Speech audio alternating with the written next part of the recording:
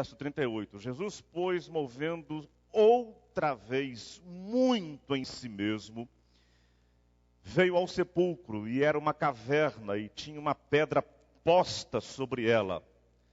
Disse Jesus: tirai a pedra. Repita comigo: tirai a pedra. Fala, irmão: tirai a pedra. Marta, irmã do defunto, disse-lhe: Senhor, já cheira mal, porque é já de 4 dias. Disse-lhe Jesus: não te hei dito que se creres, verás a glória de Deus? Se creres, verás a glória de Deus. Você pode falar comigo, irmão? Se creres, verás a glória de Deus. Tiraram, pois, a pedra de onde o defunto jazia. E Jesus, levantando os olhos para cima, disse: Pai, graças te dou por me haveres ouvido.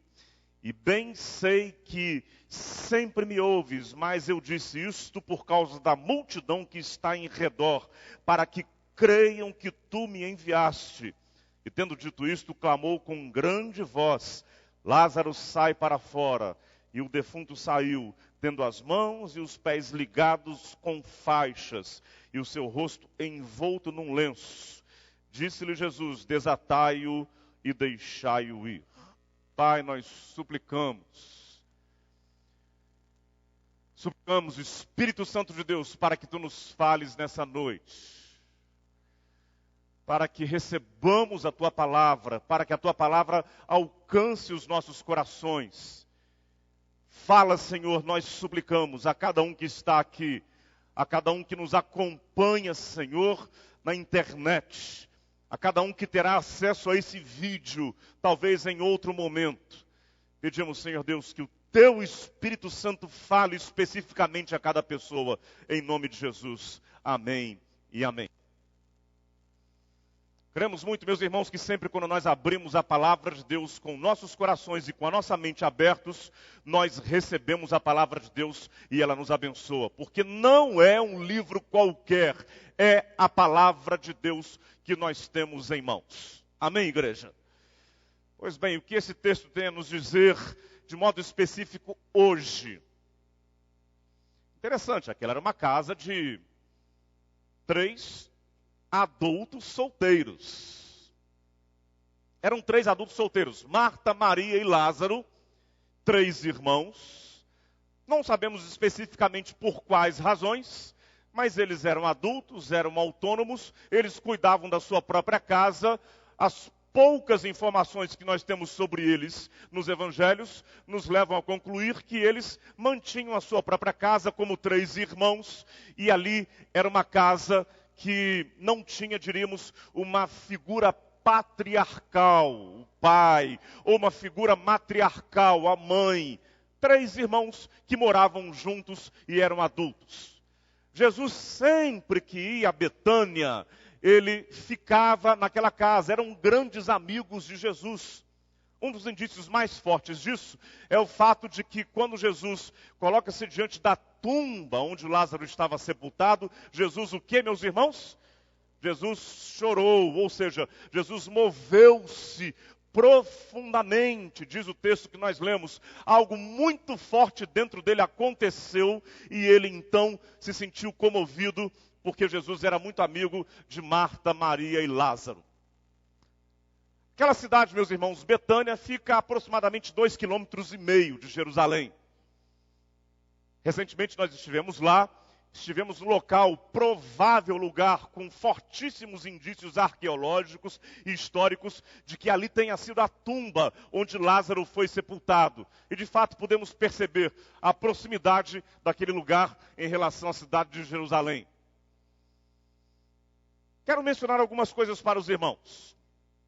Grande necessidade de Marta, Maria e Lázaro, ou melhor dizendo, a grande necessidade de Marta e Maria era que Jesus interviesse na vida de Lázaro de um modo imediato, rápido.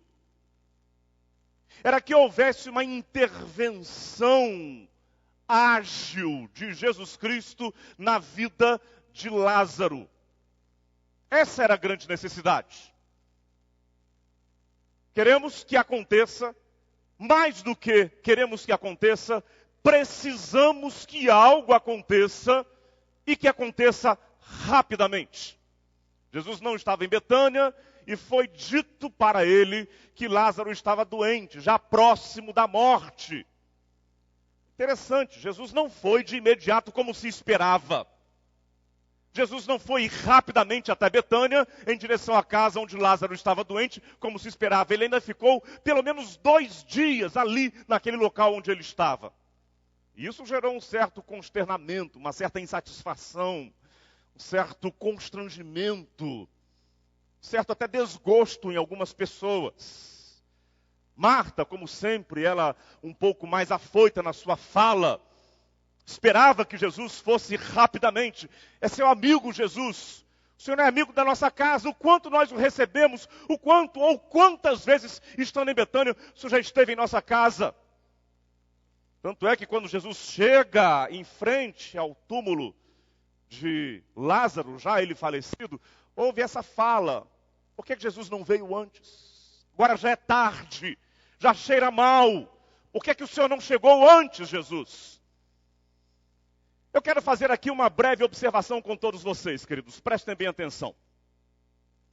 A vida nos mostra que quase sempre quando nós temos uma grande necessidade, essa grande necessidade revela outras necessidades que nós temos e que nós não sabemos que nós precisamos. Precisamos de solução para um grande problema e quase sempre quando isso acontece, eu tenho um grande problema e preciso dar solução para esse grande problema. Quase sempre isso é acompanhado de algumas outras necessidades que eu tenho e que eu não tenho consciência delas. Deixa eu exemplificar para você o que eu quero dizer, porque eu reconheço que até então não está tão claro assim. Nos meus quase 30 anos de ministério, eu tenho conhecido muitos pais que oram e têm orado pelos seus filhos. Filhos que estão tomando caminhos ruins, filhos que estão distantes de Deus, pais que estão tendo problemas com seus filhos e oram. Essa é a minha grande necessidade, é isso que eu mais quero, que o meu filho volte para Jesus, que o meu filho volte para Deus, que eu tenha o meu filho se alegrando na casa do Senhor. Essa é a minha grande necessidade. Mas quase sempre esses pais que oram para que seus filhos voltem para Deus, eles também precisam ter um melhor diálogo com seus filhos. Quase sempre. É muito comum eu ouvir pais que estão angustiados. Meu filho saiu de casa, ou então meu filho deixou a igreja. É muito comum eu perceber que esses pais, com muita frequência, têm um diálogo interrompido com os seus filhos. É muito comum eu perceber que esses pais têm dificuldades de entender os seus filhos. É muito comum, ou seja, o mesmo pai que precisa que o seu filho volte para a igreja e ele ora, ele jejua, ele intercede. Eu quero que o meu filho volte para a igreja. Ele não percebe que ele precisa melhorar o seu diálogo com o seu filho. Essa é uma outra necessidade que ele tem e que muitas vezes, eu diria até na maioria das vezes, ele não percebe isso. Vamos mudar de área, vamos para um outro campo completamente diferente. Eu preciso de um melhor emprego. A grana está curta, eu preciso de uma melhor condição, preciso receber mais. Não quero dizer que aqueles que buscam por uma melhor condição financeira, na verdade buscam sem necessidade. Precisam sim. Mas é muito comum a gente encontrar pessoas que estão buscando uma melhor condição financeira, que também precisam aprender a economizar mais. Está precisando de uma melhor condição financeira, de um melhor reconhecimento profissional, mas também precisa aprender a gastar menos. Ou seja, não preciso apenas de que algo de especial, de uma intervenção externa aconteça para que a minha vida receba solução. Eu preciso que alguma coisa na minha própria vida seja mudada, seja alterada. Você entendeu o que eu quero dizer para você? Pois bem, é isso que eu vejo nitidamente Jesus fazendo com Marta e Maria e aquelas outras tantas pessoas que estavam ali em volta. Preste atenção no que eu vou falar para você daqui para frente. Jesus, vamos lá para Betânia, rápido. Jesus, o nosso irmão está doente, ele está enfermo, à morte. E Jesus, como que com o seu gesto, ele diz: calma. Vocês querem a bênção da cura de Lázaro.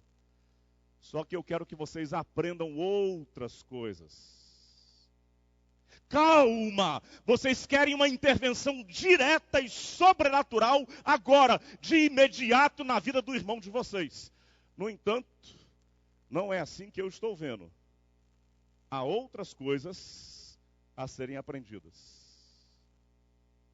Esse calma, muitas vezes é irritante, não é verdade? Gera na gente um sentimento de angústia. Eu estou dizendo isso para os irmãos, porque eu posso falar aqui tranquilamente, porque eu não sou nada ansioso, né, irmãos? Nem um pouquinho. Aqueles que me conhecem bem sabem que eu sou um camarada tranquilo. Minha esposa sabe muito bem que eu nunca acordo de madrugada. Todos sabem muito bem que eu tenho muita tranquilidade para esperar as coisas. O Senhor tem misericórdia de mim. Mas no seu comportamento foi isso que Jesus mostrou. Jesus, vamos rápido a Betânia. E ele diz: não. Não é para ir lá agora. Jesus, vamos lá porque o nosso irmão está morrendo. Jesus, não, eu vou ficar mais 2 dias aqui. Não vou lá de imediato. Eu quero que você pense em algumas coisas que nós precisamos aprender com isso. Eu vou citar rapidamente algumas coisas. Em primeiro lugar, algumas coisas mais num plano humano, racional, comportamental. E depois eu vou citar mais algumas coisas que dizem respeito a um plano sobrenatural. Em primeiro lugar, Jesus, quando chegou até a tumba de Lázaro, ele disse: tirai a pedra.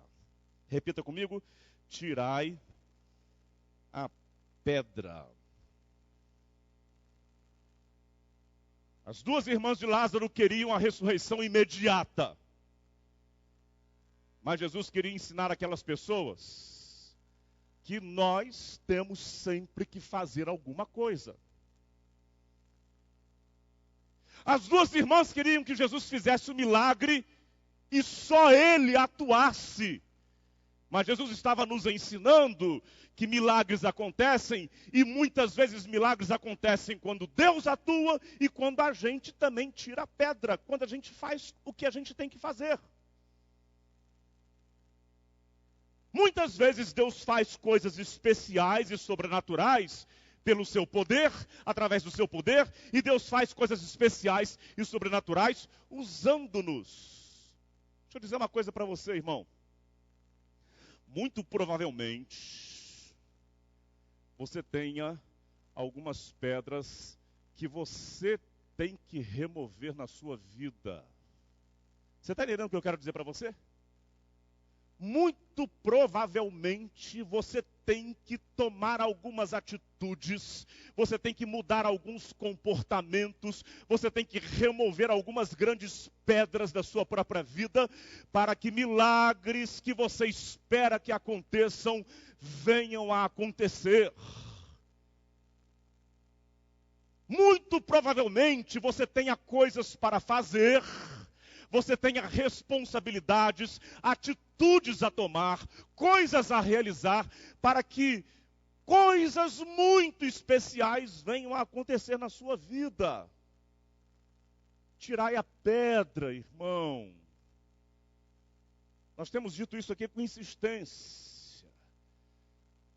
O que eu tenho que fazer? O que cabe a mim para que o milagre tão esperado na minha vida aconteça? Irmãos, saibamos disso, nós sempre temos alguma coisa a fazer. Sempre temos. Sempre há algo de nossa responsabilidade, que se é de nossa responsabilidade, nós é que temos que fazer. adotar uma posição de autovitimação diante da vida, isso nunca é recomendável. Segunda coisa que eu acho muito interessante foi que, diante da tumba de Lázaro, quando todos estavam murmurando, Marta murmurava, Jesus disse: Pai, te agradeço porque me ouviste. O texto diz que Jesus ergueu as mãos para os céus e disse: Pai, te agradeço porque me ouviste. Fale aí, querido irmão. Pai, te agradeço porque me ouviste. Aí já veio uma réplica. Jesus, mas cheira mal, o cheiro que vai sair lá de dentro é horrível. Ou seja, o ambiente não era apenas o mau cheiro que viria por causa dos corpos que já estariam mortos, por causa do corpo de Lázaro que já estava sepultado há 4 dias. O ambiente era um ambiente de maus odores, de queixa, de murmuração. As pessoas estavam ali olhando para Jesus, já havia uma certa tonalidade desagradável e crítica naquele ambiente. Interessante, eu imagino essa cena e eu vejo Jesus vendo as pessoas murmurando, eu vejo Jesus olhando para um, reclamando com o outro, por que é que ele não veio antes? Eu imagino Jesus olhando para Marta, Marta falando com Maria, pois é, ele poderia ter chegado aqui muito antes. Por que é que Jesus não veio direto para cá? Eu vejo aquele ambiente, Jesus olhando para aquelas pessoas, e Jesus olhando para o céu e dizendo: Pai, te agradeço porque me ouviste. Querido irmão, essa é a segunda lição que a gente aprende, e é preciosíssima essa lição. Mesmo quando o ambiente estiver cheirando mal, e aí eu não estou falando por causa dos odores que alguém pode emitir, mesmo quando o ambiente, o clima não for favorável, seja grato ao Senhor em nome de Jesus. Olha bem para cá, irmão, porque essa lição é preciosíssima, presta atenção nisso.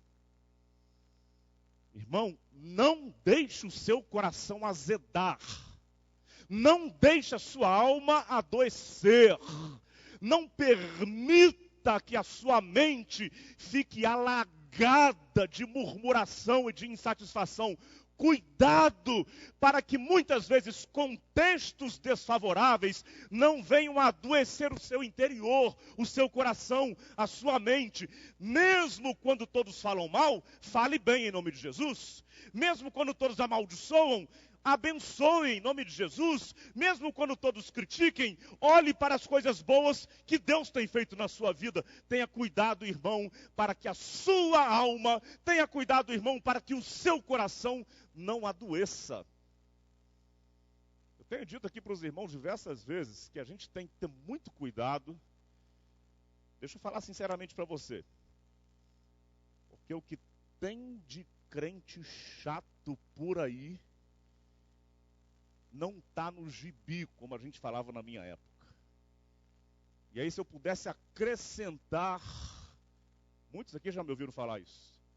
Se eu pudesse acrescentar um mandamento, a palavra de Deus, eu acrescentaria: irmão, seja gente boa em nome de Jesus.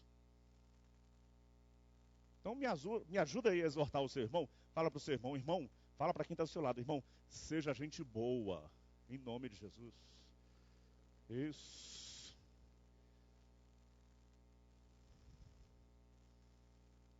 Está todo mundo murmurando.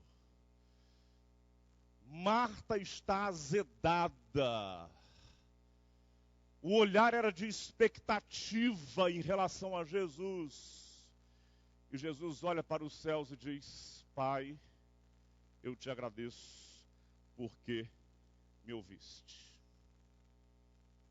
Diga aí, gente, é assim que a gente faz sempre? Sim ou não?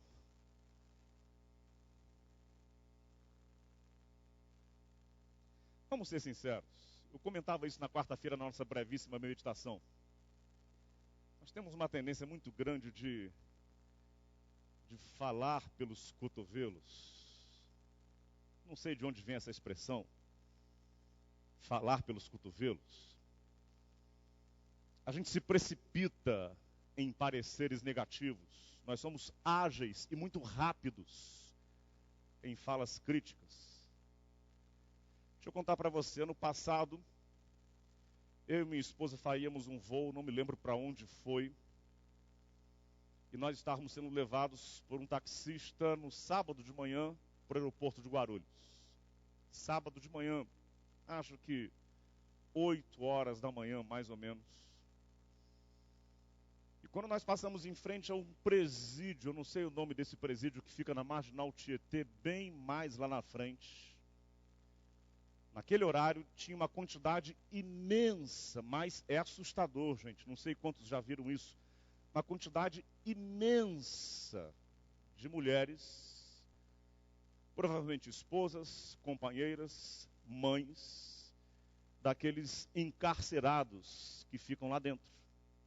E elas com bolsas, com coisas que estariam levando para eles, eu suponho.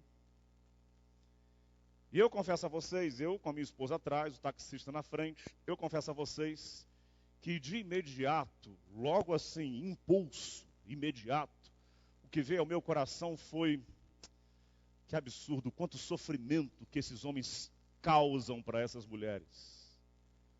Certamente elas não são todas de São Paulo, a maioria delas não. Vem de outros lugares, do interior do estado. E de imediato, o que veio ao meu coração foi, que absurdo. Quanta bobagem esses camaradas devem ter feito. Quantos crimes devem ter feito. E agora ficam as esposas, as mães, as filhas, sofrendo isso aí por causa do que eles fizeram. E quase que eu fiz esse comentário. Mas aí eu refreiei essa minha índole negativa. E aí eu disse para o taxista que o Senhor Jesus tenha misericórdia dessas mulheres todas. E quando eu disse isso para ele, ele olhando pelo retrovisor, perguntou: o senhor é um cristão? Eu disse: sou. Ele disse: a paz do Senhor. Eu disse: a paz do Senhor, irmão. Ele disse: eu quero dizer para o senhor que eu já estive lá dentro.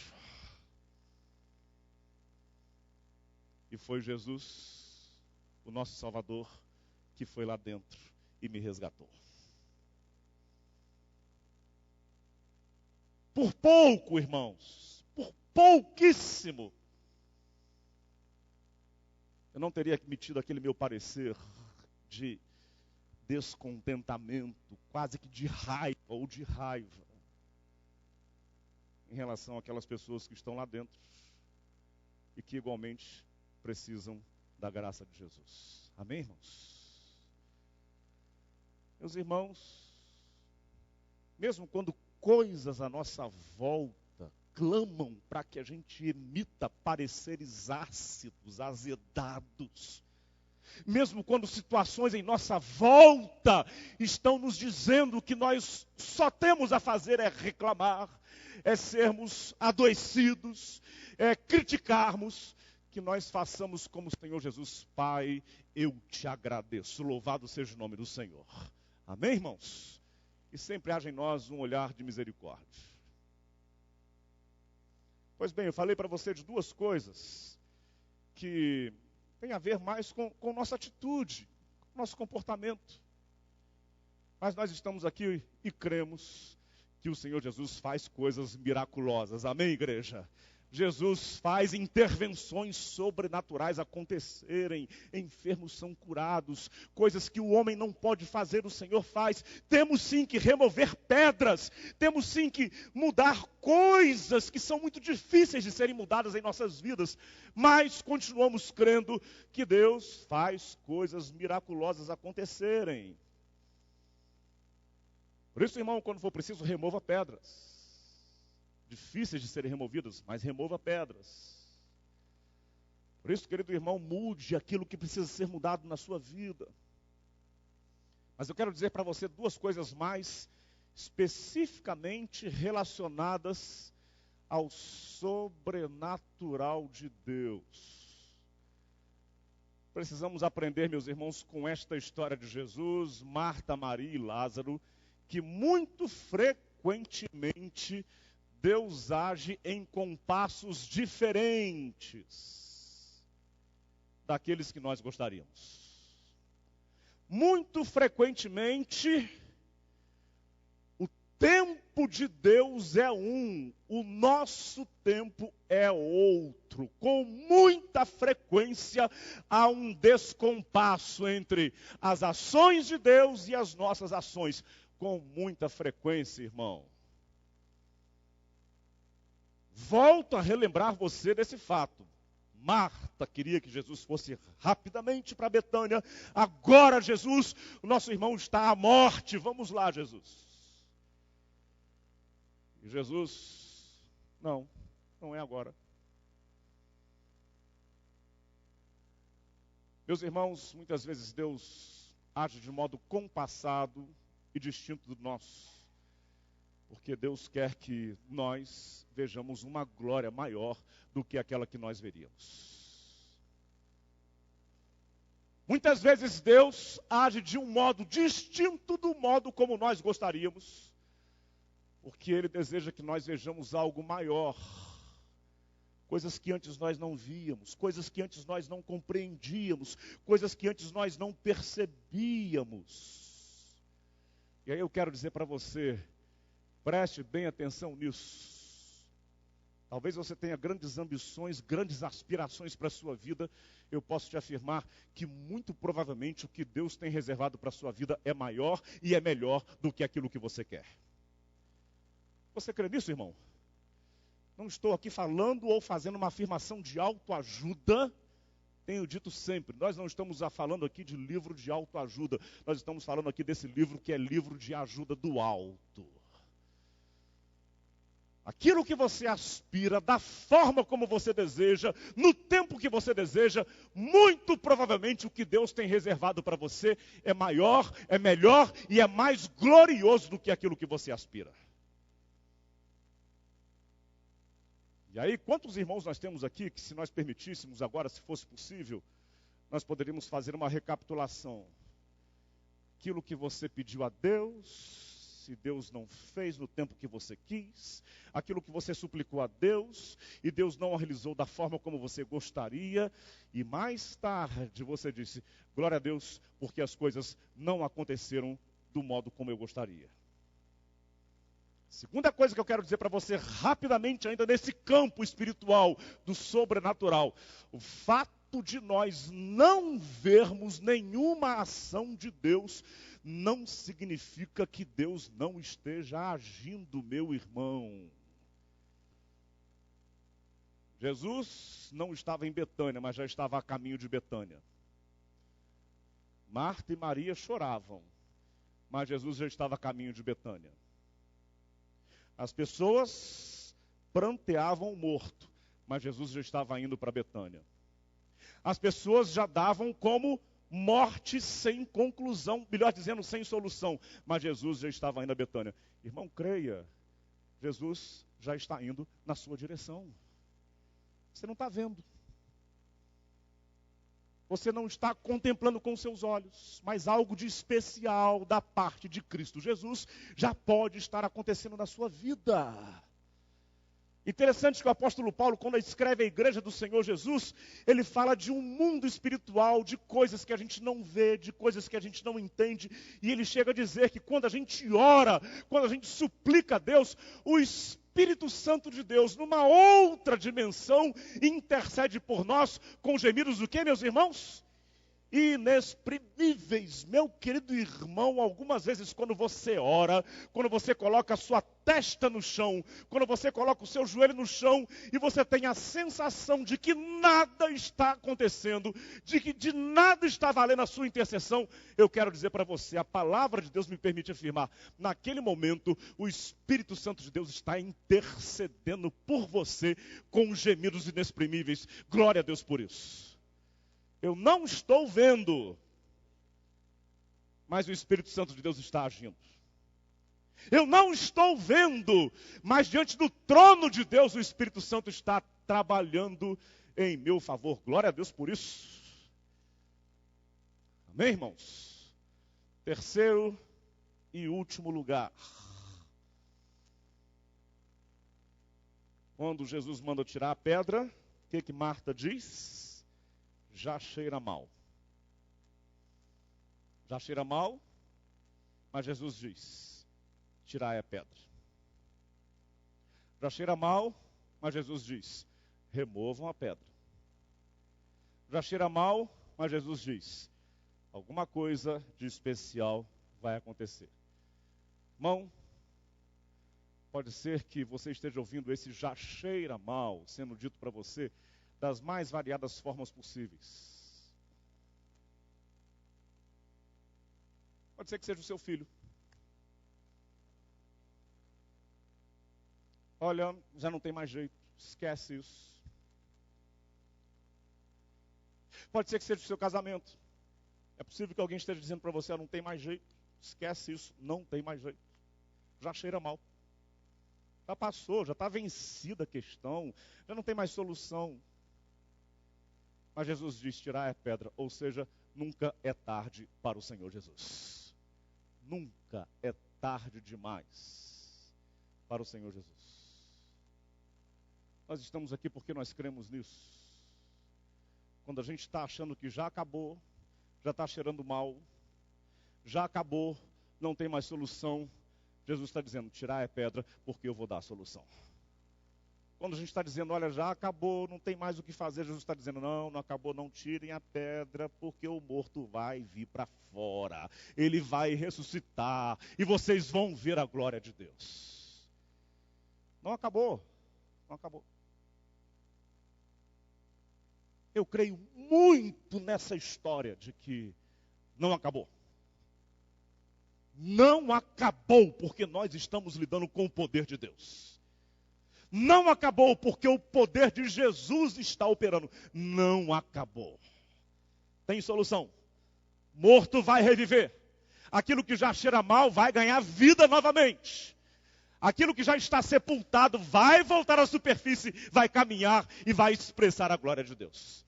Não acabou, eu te afirmo em nome de Jesus. Glória a Deus por isso. Feche os seus olhos, vamos orar.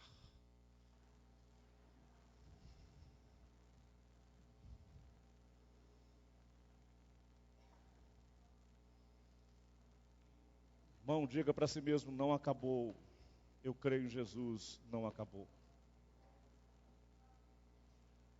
Diga para o Senhor, Senhor, eu creio que algo de muito inesperado o Senhor pode fazer, não acabou.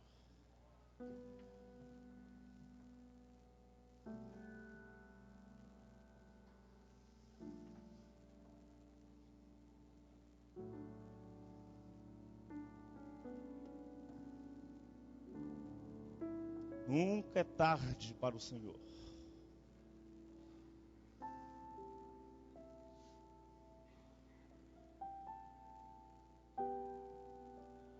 E talvez você esteja querendo uma grande solução e Deus está dizendo, olha, tem outras coisas que você precisa enxergar, você precisa ver, você precisa receber, você precisa aprender.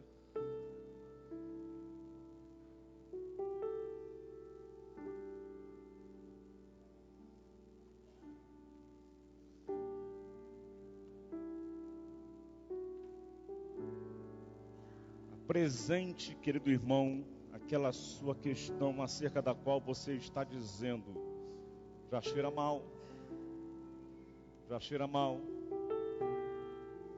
E aí Jesus de repente pode dizer para você, não acabou, tire a pedra, não acabou.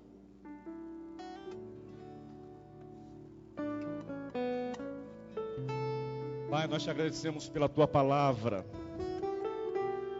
porque ela nos exorta, porque ela nos ensina, ela nos faz crer no teu poder, mas ela nos mostra que nós temos que remover pedras. Ela nos faz crer no teu poder, mas ela também nos mostra que nós devemos bendizer quando todos estão maldizendo.